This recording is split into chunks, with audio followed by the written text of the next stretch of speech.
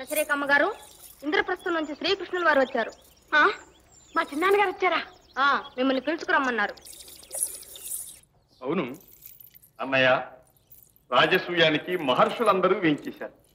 వారి గోష్ఠిలో రాజర్షులు మీరు లేరే అని ధర్మరాజు చాలా విచారించాడు. చూసారా మరి, మనం కూడా వెళ్ళి ఉంటే ఎంత వేడుగ్గా ఉండేది. అవునవును అవునన్నయ్య, మీరు సత్యవ్రతులని, మీరే దీనికి అర్హులని ధర్మరాజు ఈ కానుక మీకు పంపించాడు. ఏమిటది? త్రికాలములలో దాచుకున్న సత్యాన్ని త్రికరణ శుద్ధిగా వ్యక్తుల చేత బహిరంగం చేయించి దివ్య మహిమ కలిగిన సత్యపీఠం ఇది. పూర్వము హరిశ్చంద్రుని సత్యసంధతకు మెచ్చి విశ్వామిత్రుడు సృష్టించినని ప్రతీతి. మరి దీని ప్రభావం వినండి. ఎవరినైనా ఈ పీఠం ఎక్కించిన చాలు వారి చేత, మరి దీని ప్రభావం వినండి. ఎవరినైనా ఈ పీఠం ఎక్కించిన చాలు వారి చేత, వారి నోటి వెంటే వారు అనుకున్నవి, అనుకుంటున్నవి, అనుకోబోయేవి గూఢాలోచనలన్నిటినీ బయటికి పలికిస్తుంది. ఓహో, ఈ ప్రపంచంలో ఇటువంటి చిత్రాలు కూడా ఉంటాయని నేను ఎప్పుడూ వినలేదు. దాచికి ఈ సత్యపీఠాన్ని మన పూజాగృహంలో భద్రం చేయించు. రామ్మా శశి, రా. సాత్యకి, మన శశి పంపిన కానుకేది? ఎవరు పంపారో ఏమిటో చెప్పకుండా నేనా ఇవ్వడం?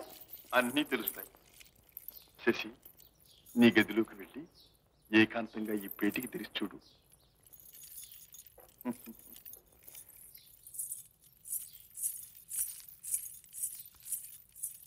అది ప్రియదర్శిని వదిన. ఆ పేటిక తెరిచి చూస్తే అందులో ఎవరి ప్రియ వస్తువు వాళ్ళకి కనిపిస్తుంది. ఆహా, పాండవుల అదృష్టమే అదృష్టం. ఇంద్రవైభవం అంతా అక్కడే ఉంది. అవును, ఇంద్రుని కొడుకే ఉన్నాడు అక్కడ. రుక్మిణి, అక్కడ నా తమ్ముడు కృష్ణుడే లేకపోతే ఇంద్రుని కొడుకు కాదు, ఇంద్రుని తండ్రి కాదు, ఎవరి వల్ల ఏ పని అయ్యేది కాదు. ధర్మరాజు చేత రాజసూయం దిగ్విజయంగా చేయించాడు. అంతటి సభలోనూ అగ్రపూజను అందుకుని అధిక్షేపించిన శిశుపాలను శిరచ్ఛేదం చేసి దుష్ట శిక్షణ చేసి వచ్చాడు. కృష్ణ, నిన్ను నేను సత్కరించాలి. ఇలా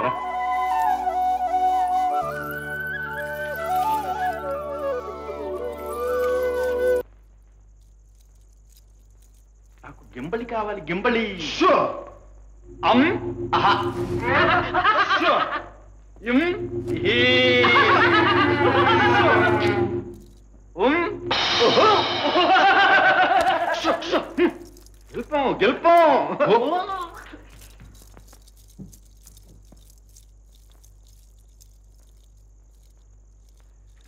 గెలుపం కావాలి, గెలుపం.